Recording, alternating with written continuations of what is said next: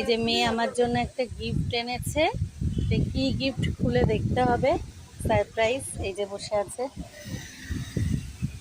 এটা খুলে দেখবো কি গিফট আছে এটার মধ্যে। পয়লা বৈশাখের গিফট আমার জন্য, দেখি কি আছে।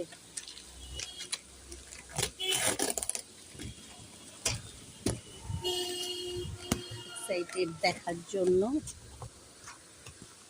সে কি গিফট আমার জন্য এনেছে।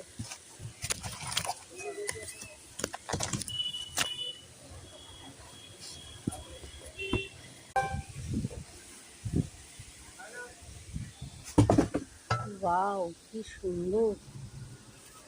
এরকম আগে একটা কিনেছিলাম ওর স্টুডিওর জন্য, আর তখনই আমার পছন্দ হয়েছিল। আমি বলেছিলাম আমার জন্য একটা এরকম ঘরে রাখবো, সেইটাও শুনে আমাকে এটা গিফট করলো।